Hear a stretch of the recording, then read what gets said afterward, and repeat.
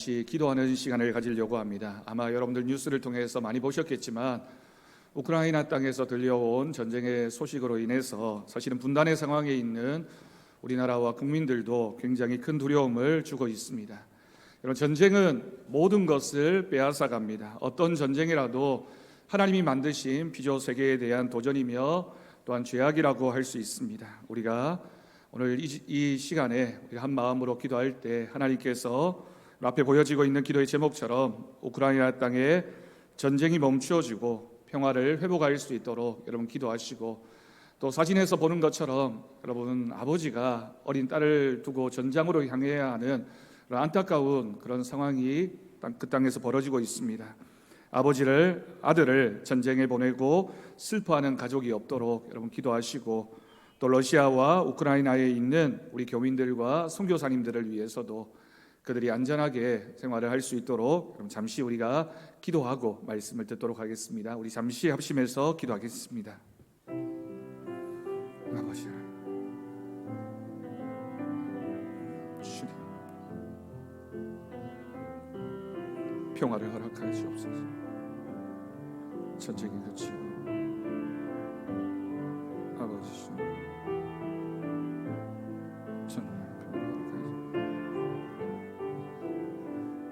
주님,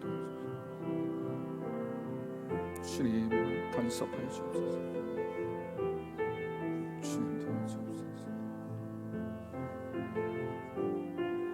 아버지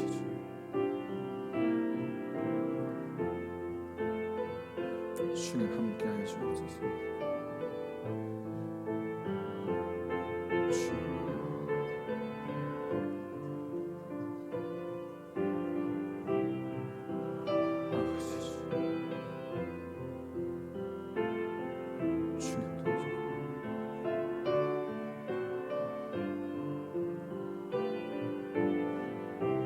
아버지,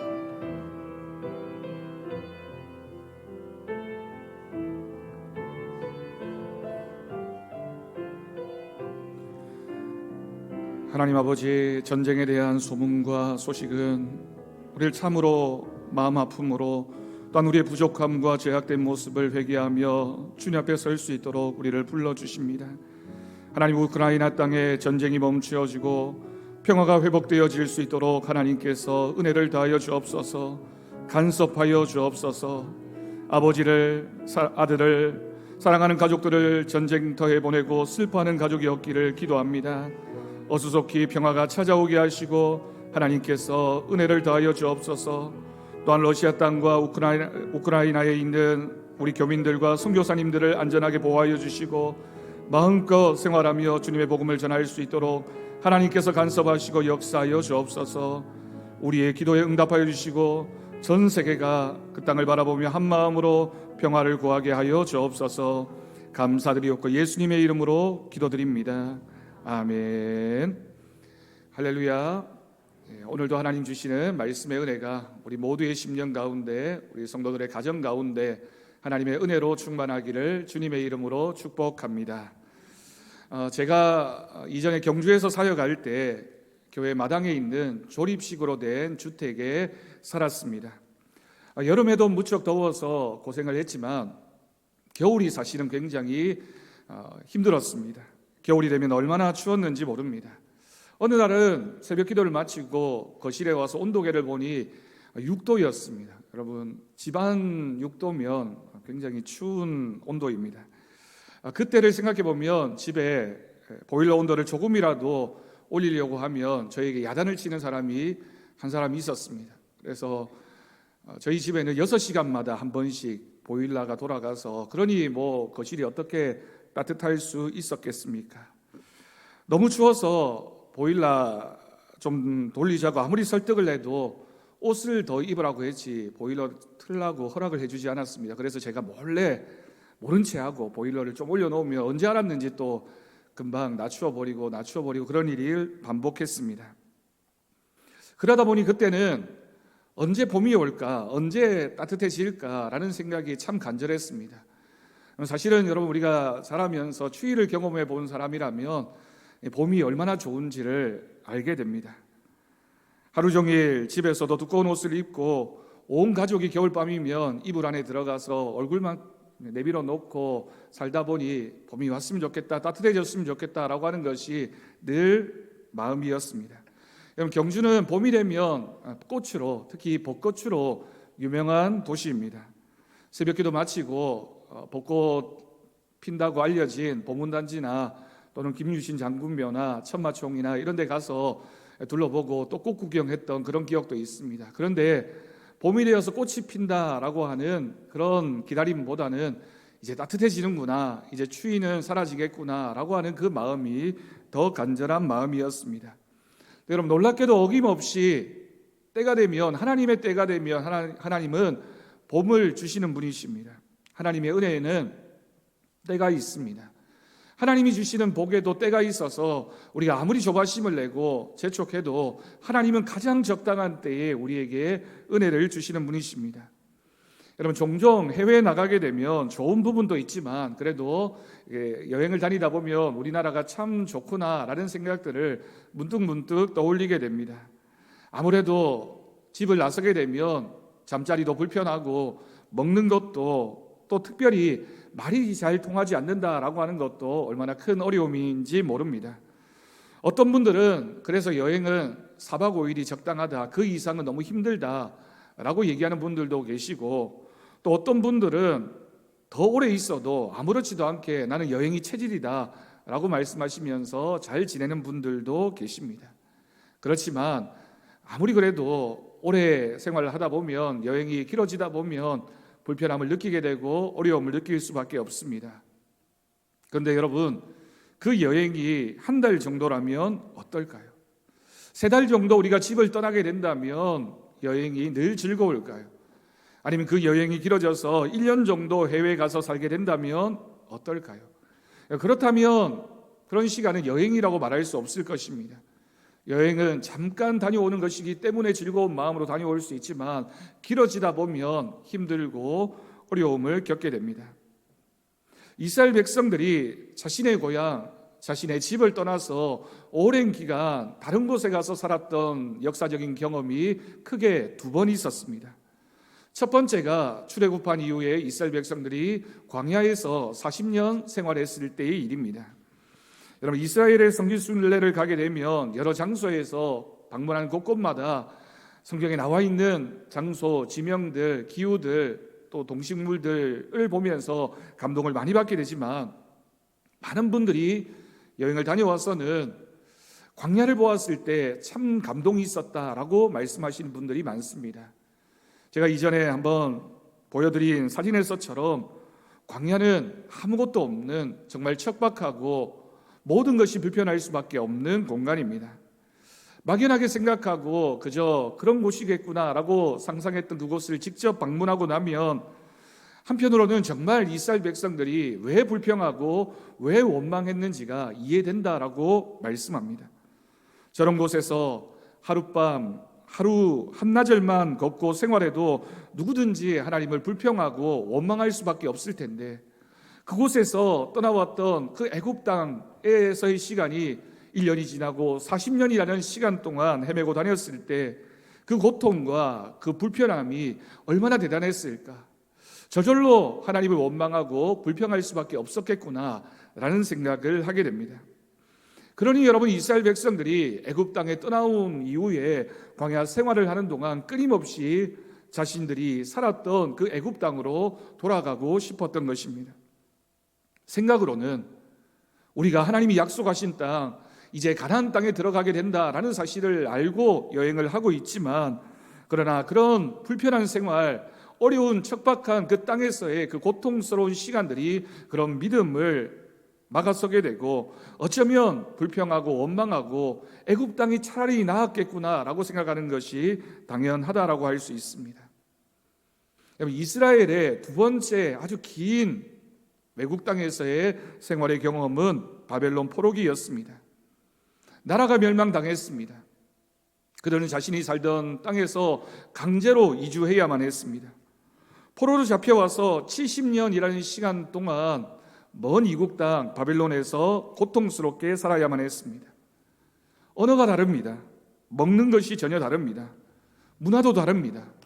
더군다나 노예로 잡혀와 있으니 그들의 삶이 얼마나 불편하고 얼마나 힘들었겠습니까?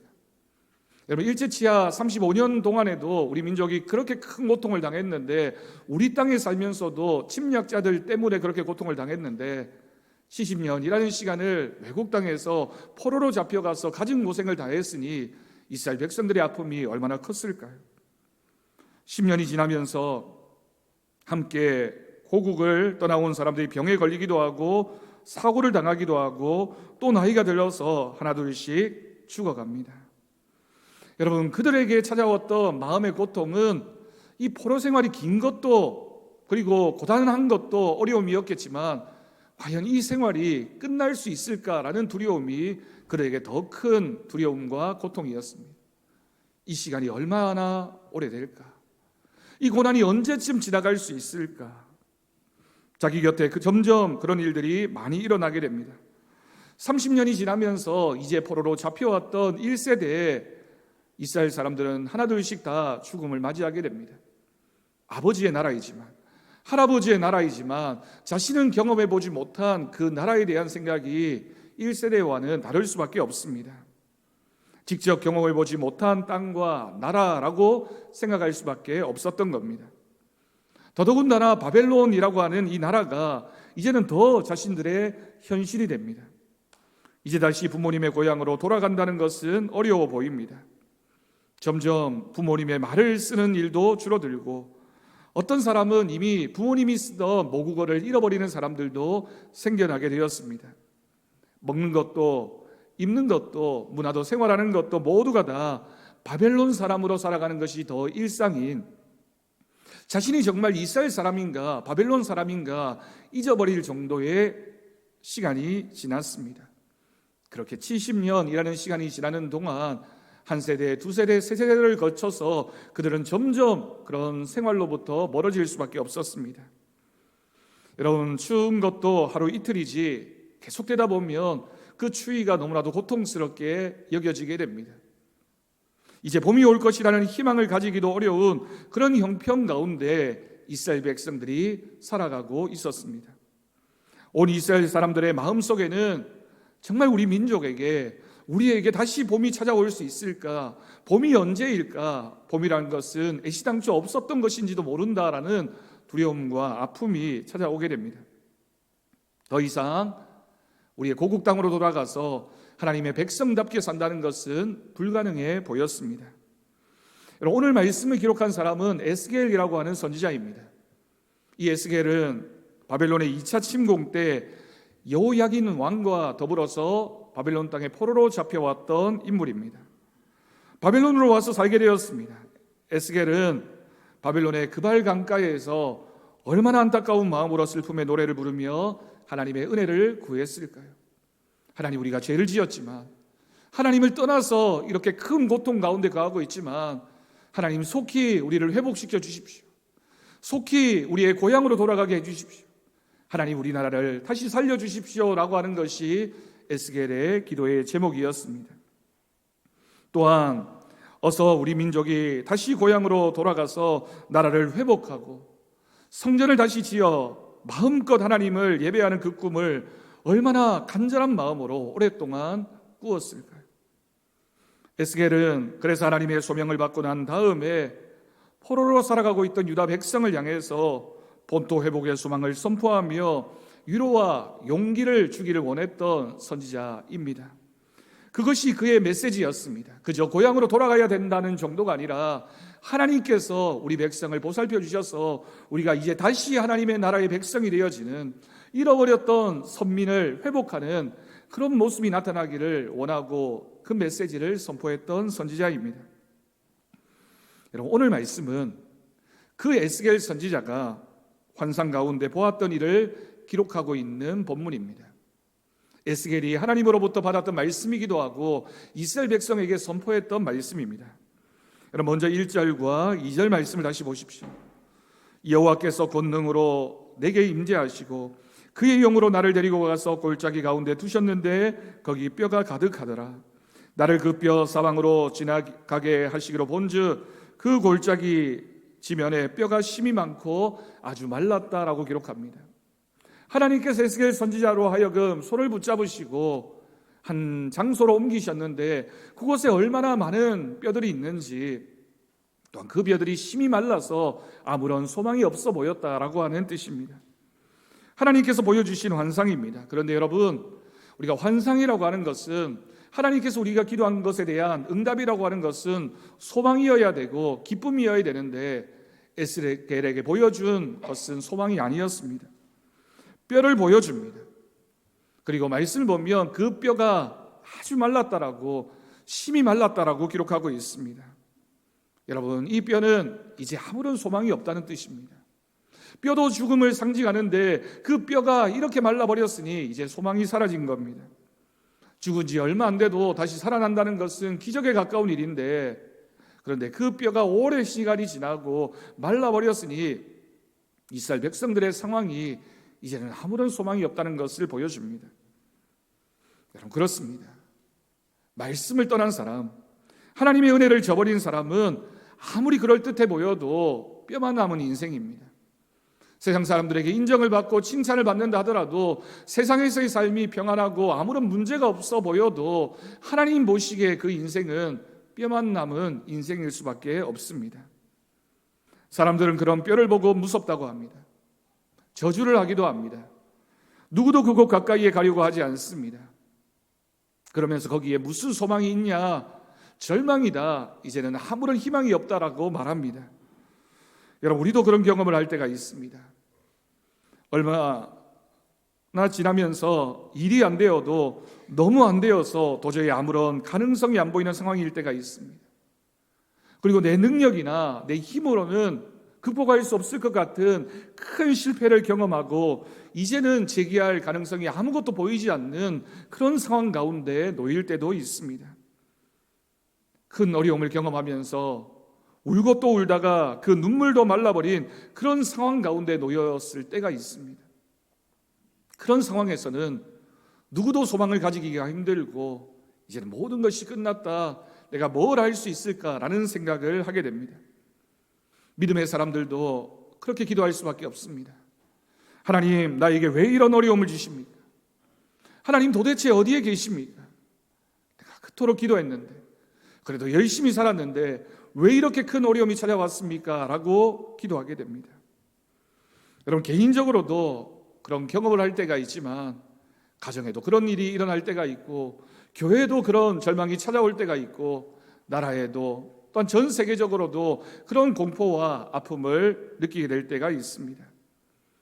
고난은 누구나 다 싫어하고 누구나 어려운 것임에 틀림이 없지만 고난 가운데 가장 두려운 고난은 오랜 고난입니다. 아무리 큰 고난이라도 얼마 지나지 않으면 끝이 난다, 어느 때가 되면 이 고난이 끝이 있다라고 생각하면 견딜 수 있지만 그 고난이 길어지다 보면 절망하게 되고 그 고난이 너무나도 고통스럽게 느껴질 수밖에 없습니다. 그럴 때의 소망을 가진다는 것이 얼마나 힘든 일이고 회복한다는 것이 얼마나 멀리 보입니까? 더군다나 옆에서 지켜보던 사람들도 비웃습니다. 믿음을 지킨 우리를 향해서 너희의 믿음이 무슨 의미가 있겠느냐, 그렇게 한다고 해서 무슨 소망이 있겠느냐라고 조롱합니다. 이스라엘 백성들이 그랬습니다. 그들이 기도하고 하나님을 찾았지만 그 모습을 지켜보고 있던 다른 민족들이, 바벨론 사람들이 그들을 향해서 너희 하나님이 어디에 있느냐, 너희가 그렇게 오랫동안 기도했는데 뭐라고 응답하시더냐, 하나님이 침묵하시지 않느냐, 너희가 믿는 하나님이 살아계시느냐라고 이스라엘 백성들을 향해서 조롱했습니다. 여러분, 그러나 그때에도 우리 주님은 말씀하십니다. 우리는 넘어져서 신음하며 이제는 모든 것이 끝났다고 생각하는 그 순간에 우리 주님이 말씀하시기를 남은 자가 있다고 말씀하시고 그루터기가 아직 있다라고 말씀하시면서 내가 너희를 돌아오게 할 것이다, 회복시켜 주실 것이다 라고 그 꿈을 꾸라고 말씀하셨습니다. 여러분, 3절 말씀 보십시오. 우리 주님이 에스겔에게 물으십니다. 인자야, 이 뼈들이 능히 살 수 있겠느냐 하시기로 내가 대답하되 주 여호와여 주께서 아시나이다. 하나님이 에스겔에게 물으십니다. 불가능해 보이는데, 도저히 가능성이 없어 보이는데, 절망적인 상황인데 주님은 그 뼈들을 보라고 말씀하시면서 그 뼈들이 다시 살 수 있겠느냐라고 선지자에게 물으셨습니다. 여러분, 주님의 이런 질문 앞에서 에스겔이 무슨 대답을 할 수 있었겠습니까? 아멘이라고 대답하기가 너무나도 힘들었을 겁니다. 자신이 알기에도 도저히 불가능해 보이는 상황입니다. 너무너무 추운 날이 계속되고 있는데 완전히 말라버리고 소망이 없어 보이는 땅을 향해서 이곳에서 봄을 보라고 하시는 말씀을 들었을 때, 그런 소망을 가지라고 하는 이야기를 들었을 때, 여러분, 소망을 품는 것이 하루 이틀이면 소망을 품지만 그 오랜 시간이 지나면서 고난이 오래도록 지속될 때 아무도 소망을 품을 수가 없습니다. 에스겔 선지자의 대답도 그러했습니다. 에스겔 선지자가 뭐라고 대답했습니까? 네, 하나님, 그렇게 될 줄로 믿습니다라고 대답했던 것이 아니라 주께서 하십니다, 주님이 하십니다라고 고백할 수밖에 없었습니다. 선지자인데 마음껏 하나님을 고백하면서 하나님 그렇게 해주십시오, 그렇게 될 줄로 믿습니다라고 아멘이라고 고백해야 했던 선지자의 입을 통하여 주님이 하십니다라고 하는 고백이 나올 수밖에 없는 그런 상황이었습니다. 그런데 여러분, 이 고백이, 이 대답이 우리 어디선가 들어본 대답이지 않습니까? 예수님께서 십자가를 지실 때 예수님의 제자들은 모두 예수님을 떠나 도망쳐버렸습니다. 심지어 수제자였던 베드로도 예수님을 모른다고 부인하고 예수님을 떠났습니다. 저주했습니다. 주님의 십자가 죽음 앞에서 제자들은 이제 끝이구나, 이제는 소망이 없구나, 아무도 다음을, 내일을 기약할 수가 어려웠을 것입니다. 그렇게 도망쳐온 베드로를 우리 주님이 찾아가십니다.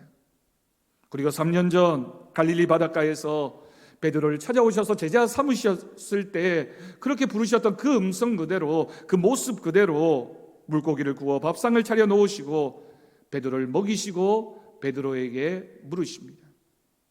예수님 뭐라고 말씀하셨습니까? 네가 나를 사랑하느냐? 라고 물으셨을 때 베드로가 대답합니다. 주님이 하십니다. 네, 주님, 제가 주님을 사랑합니다 라고 대답할 수가 없어서 주님이 하십니다라고 3번 대답할 수밖에 없었습니다. 이 대답이 바로 여러분, 오늘 말씀에 기록되어진 에스겔 선지자의 대답이기도 합니다. 나 같은 사람이 어떻게 주님 앞에 무슨 얼굴로 주님 소망이 있습니다, 믿습니다, 주님을 사랑합니다 라고 대답할 수 있습니까? 나는 그런 자격이 없어, 우리 민족은 그런 자격이 없어라고 에스겔 선지자도 베드로도 그렇게 생각했을 것입니다. 그런데 여러분, 4절 말씀입니다. 하나님은 에스겔에게 명령하셔서 이렇게 선포하게 하십니다. 너는 이 모든 뼈에게 대언하여 이러기를, 너희 마른 뼈들아 여호와의 말씀을 들을지어다. 여러분, 그리고 이어지는 5절 말씀입니다. 주 여호와께서 이 뼈들에게 이같이 말씀하시기를, 내가 생기를 너희에게 들어가게 하리니 너희가 살아나리라. 아멘. 하나님의 말씀입니다. 하나님이 그렇게 말씀하셨습니다. 우리에게는 소망이 없지만, 우리의 능력으로는 할 수 없는 일이지만, 우리는 아무것도 아닌 존재이지만, 우리 생각으로는 이미 절망적인 상황이지만 주님의 말씀이 중요합니다. 어떤 상황에서도, 어떤 형편 가운데서도 주님의 말씀이 중요합니다. 주님이 뭐라고 말씀하십니까? 내가 생기를 너희에게 들어가게 하리니 이제는 너희가 살아나리라. 아멘. 하나님께서 우리의 가정을, 우리의 교회를, 이 나라와 이 민족을, 이 세상을 살려주시는 은혜로 채워주실 것을 믿습니다. 하나님께서 우리에게 말씀하시는 음성입니다. 너희가 이제는 살아날 것이다. 너희가 이제는 회복될 것이다. 이제는 하나님께서 우리에게 은혜를 더하여 주실 줄로 믿습니다. 사랑하는 성도 여러분, 우리는 하나님 말씀으로 살아가는 사람들입니다. 환경에 우리의 마음을 빼앗기지 않고, 상황에 우리의 믿음은 빼앗기지 않고, 하나님 말씀으로 살아가는 사람에게는 하나님 말씀이 중요합니다. 내 능력과 내 기대와 내 의지가 내가 무엇을 한다고 해서 절망이 소망으로 바뀌는 것이 아니라 하나님의 말씀이 우리에게 소망이 됩니다. 오늘 말씀이 분명히 우리에게 선포하고 있는 것처럼 하나님의 생기가 성령님이 역사하셔야지만 우리가 살아나는 은혜가 있을 줄로 믿습니다. 네, 여러분, 우리가 여기서 분명히 기억해야 할 것이 있습니다. 어떻게 이런 기적이 가능할까요? 이렇게 절망적인 상황인데 어떻게 해서 이런 기적이 일어날 수 있겠습니까? 70년 바벨론 포로 생활을 끝내고 돌아올 때까지 이스라엘 백성들이 그들의 언어를 잃어버리지 않고 그들의 믿음을 잃어버리지 않고 그들의 문화를 붙잡으면서 다시 돌아왔어도 하나님의 백성답게 살 수 있었던 이유가 무엇입니까? 이스라엘 이 당시 사람들의 신앙의 핵심이 무엇이었을까요? 물론 여러 가지로 설명할 수 있겠지만 여러분, 이스라엘 백성들에게는 성전 중심의 신앙이 있었습니다. 성전은 유대인들에게 있어서 하나님의 임재를 상징하는 가장 중요한 신앙의 증거가 됩니다. 그런데 여러분, 지금 이 상황을 생각해 보면 바벨론이 침략해서 그 성전을 다 무너뜨려 버린 현실입니다. 더군다나 예루살렘 성전이 있던 곳으로부터 바벨론 땅으로 포로 잡혀와서 이제는 다시 성전을 향해서 이스라엘을 향해서 돌아갈 수 없는 그런 상황 가운데 있었습니다. 그러니 바벨론으로 포로 잡혀왔을 때 그들은 무력했습니다. 하나님은 성전에 계시는데 우리가 광야 생활을 하는 동안 성막에서 하나님의 임재를 상징하는 그곳에서 주님과 함께 동행함으로 모든 어려움을 이겨나갈 수 있었는데 이제는 하나님이 계시는 그 성전으로부터 이렇게 멀리 떨어져 와 있으니 무슨 소망이 있겠습니까? 그 성전이 무너져 버렸습니다. 하나님은 저 예루살렘에 계시는데 자신들은 이제 하나님을 예배할 수도 기도할 수도 없다고 생각했습니다. 더군다나 바벨론에 와보니 태양신도 있고 달의 신, 별의 신, 농사의 신, 풍요와 번성의 신을 많은 사람들이 섬기고 있습니다. 우상은 화려하고 제사는 거창했습니다. 그리고 그 바벨론 사람들이 믿는 신들 때문에 이 나라가 이렇게 부강한 것 같습니다. 우리 하나님은 이 전쟁에서 지신 분이고 바벨론 사람들이 믿는 그 신은 힘이 강하고 복을 주시는 분이고 이 나라 사람들은 너무나도 잘 살고 있는 것처럼 보여지는 현실입니다. 네, 여러분, 그런 형편 가운데서도 이스라엘은 그들의 신앙을 지킬 수 있었습니다. 무엇이었을까요? 많은 성경학자들이 이 바벨론 포로기에 생겨난 중요한 이스라엘 신앙의 모습이자 공간을 통해서 그 상황을 설명합니다. 그 장소가 바로 회당이라고 하는 곳이었습니다. 회당은 예수님 당시에도 있었던 공간인데 그 회당이 처음 생겨나게 된 것이 바벨론 포로기 때였습니다. 회당은 우리가 잘 알고 있는 것처럼 유대인 남자 10명이 어느 지역에 있든지 어느 곳에 가든지 유대인 남자 10명 이상만 있으면 꼭 회당을 세워야만 했습니다. 그 회당에서는 예배도 드리고 성경을 가르치기도 하고 재판도 하는 신앙에 있어서 중심적인 역할을 하게 됩니다. 그 회당이 그 바벨론 땅에 세워졌습니다. 이스라엘 백성들은 바벨론에 처음 왔을 때 실패한 민족, 실패한 인생이었습니다. 어떤 가능성도 보이지 않았습니다. 그러나 우리가 하나님 말씀은 붙잡아야 되겠다, 하나님 말씀은 기억해야 되겠다라는 마음들이 고백됩니다. 그것은 바로 하나님께서 이곳 바벨론까지 오셔서 우리에게 말씀하시고 계시는구나. 우리가 성전을 떠나왔지만, 사랑하는 고국 땅을 떠나왔지만 여기에 있으면서도 선지자들을 통하여 하나님 말씀을 들을 수 있구나, 하나님 말씀을 붙잡아야 되겠다라는 믿음이 생겨나게 됩니다. 그러면서 하나님이 성전에만 계시는 분이 아니구나, 지금 내가 고통당하고 힘들어하고 아파하고 있는 이곳에도 하나님은 함께하고 계시는구나 라는 사실을 발견하게 됩니다. 진정한 임마누엘 신앙의 회복이었습니다. 기도의 자리에서 하나님을 부르는 그 음성에 하나님께서 응답하셨습니다. 신음소리밖에 낼 수 없는 그곳에서 하나님께서 이스라엘 백성들의 음성을 들으셨습니다. 바벨론 땅 그발 강가에서 그들이 울고만 있었던 것이 아니라 절망적인 상황이었지만 기도하기 시작했을 때, 하나님 말씀을 듣기 시작했을 때 하나님이 그들에게 찾아오셨습니다. 기도하고 예배드렸더니 하나님께서 응답하시는구나, 하나님이 살아계시는구나, 하나님이 지금 이곳에서도 역사하고 계시는구나 라는 사실을 이스라엘 백성들이 알 수 있었습니다. 하나님의 선지자를 통하여 하나님의 음성을 들었을 때 그 말씀에 집중했을 때 하나님께서 이스라엘에게 그 믿음을, 그 신앙을 회복하게 하셨습니다. 정신을 차리고 다시 시작하자, 다시 모이자, 다시 말씀을 가르치고 다시 믿음을 회복해서 하나님을 소망하자. 여러분, 그 장소가 바로 회당이 되었던 것입니다. 그 회당이 이스라엘 역사에서 얼마나 중요한 역할을 감당하게 되는지 모릅니다.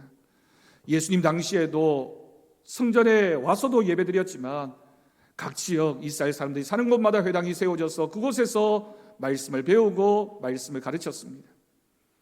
디아스포라된 이스라엘 유대인들이 유럽 땅에 또한 아프리카 땅에 세계 곳곳에 흩어져 살았지만 가는 곳마다 회당을 세워서 그곳을 중심으로 해서 그들의 신앙을 지키면서 하나님을 찾게 되고 하나님의 말씀을 들었습니다. 여러분, 그 회당이 오늘날의 예배당 교회입니다. 교회는 그런 역할을 하는 곳입니다. 우리가 세상 가운데 살지만 우리의 신앙을 지킬 수 있는 것은, 우리의 믿음을 다해서 소망을 품을 수 있는 것은 하나님 말씀을 듣는 이곳, 이 장소를 통하여, 이 예배를 통하여 하나님의 음성에 집중하게 되고 하나님이 우리와 함께 하심을 우리가 믿게 되는 것입니다. 사랑하는 성도 여러분, 하나님의 말씀입니다. 말씀의 역사가 모든 것을 가능하게 합니다. 하나님의 말씀이 죽어가는 심령을 다시 살리고 식어버린 우리의 믿음을 회복시켜 주십니다. 여러분, 전 세계적으로 2년여의 코로나 상황이 너무 오래입니다. 어떤 분들은 점점 나빠진다라고 소식을 전합니다. 더 무서운 것은 이 상황이 오랜 고난으로 우리에게 인식되면서 믿음을 잃어버리고 흔들리는 분들이 많다는 것입니다. 코로나가 끝나더라도 이 믿음을 회복할 수 있을까? 예배를 회복할 수 있을까? 교회가 얼마나 회복되어질 수 있을까? 한국 교회가 두려워하고 있습니다. 여러분, 오랜 고난은 모든 사람의 삶을, 믿음을 마른 뼈처럼 만들어버립니다. 희망을 빼앗아갑니다. 하지만 이 상황에서도 하나님은 믿음의 소망을 가지고 기도하는 사람, 예배하는 사람과 함께 하십니다. 추운 겨울을 지나지만, 그 겨울이 영원할 것 같지만 결국에는 하나님의 시간이 되면 봄이 찾아오는 것처럼 마른 뼈와 같은 우리의 상황이라 할지라도 하나님의 때가 되면 하나님의 시간이 되어서 우리에게 은혜를 더하여 주시는 분이십니다. 그러니 여러분, 우리가 붙잡아야 할 것은 하나님의 말씀입니다. 우리가 끝까지 붙잡고 소망을 가져야 하는 것은 하나님의 말씀이 우리와 함께하기 때문입니다. 하나님의 말씀을 사모하는 그 믿음이 마른 뼈를 소생시키는, 마른 뼈를 생명으로 만들어내어지는 하나님의 역사로, 하나님의 기적으로 일어나게 될 것을 믿습니다. 여러분, 오늘 수요일 우리는 사순절을 시작합니다. 이번 사순절 마른 뼈가 살아나는 역사를 소망합니다. 여호와의 생기가 오랜 추위로 인해서, 오랜 코로나의 상황 가운데 점점점 소망을 잃어버리고 있던 우리들에게, 모든 성도들의 심령을, 우리 성도들의 가정을, 우리 교회를 살리는 하나님의 역사로 살아나게 될 것을 믿습니다. 여러분, 그렇게 되기 위해서는 하나님 말씀을 읽어야 되고, 하나님 말씀을 찾아야 되고, 기도를, 찬양을, 예배를 우리가 찾을 때, 회복할 때 하나님의 은혜가 우리 가운데 주어지게 됩니다. 사순절 기간, 1년에 여러분 40일이라는 이 시간 동안 우리가 기도를 회복합시다. 새벽 기도회와 수요 기도회를 통해서 하나님 옆에 나와서 기도하는 시간을 여러분 꼭 회복하실 수 있기를 바랍니다. 또한 이번 사순절 기간에 여러분들에게 매일 말씀 묵상표를 나누어 드립니다. 매일 말씀을 읽고 묵상하면서 하나님 말씀이 얼마나 역사하는 힘이 큰지 예배의 기쁨을 회복합시다.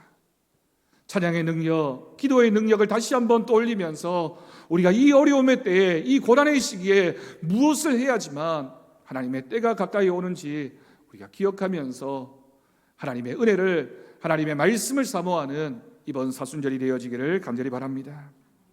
기도하고 있습니다.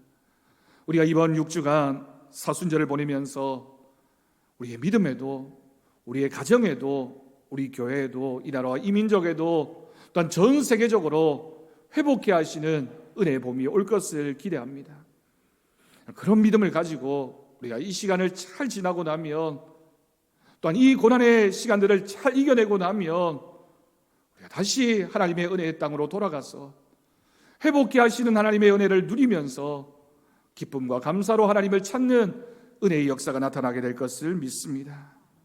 은혜의 봄이, 믿음의 봄이, 일상의 봄이 우리에게 찾아오는 이번 사순절, 그리고 부활주의를 통하여 우리에게 진정한 부활의 소망이 되시는 하나님을 믿는, 그리고 고백하는 귀한 신앙으로 주님 앞에서는 저와 여러분 되어지기를 주님의 이름으로 간절히 축원합니다. 기도하겠습니다. 하나님 아버지, 감사합니다. 마른 뼈와 같은 혼란스럽고 힘든 시간들을 우리가 지나고 있습니다. 추운 겨울을 지나면서 봄이 언제인가라고 생각했지만 어느새 봄이 우리에게 가까이 찾아오고 있는 것처럼 우리가 이 시간들을 소망을 품고 예배하고 기도하고 말씀을 읽으며 지나면 하나님이 주시는 은혜의 봄이 우리에게 그래도 찾아오게 될 것을 믿습니다. 하나님, 우리가 그런 소망을 가지고 주님 앞에 서게 하시고 그런 믿음을 가지고 주님을 바라보게 하여 주옵소서. 마른 뼈가 너희가 살아나리라 라고 말씀하시는 하나님의 음성에 소망을 품게 하여 주옵소서. 감사드리옵고 예수님의 이름으로 기도드립니다. 아멘.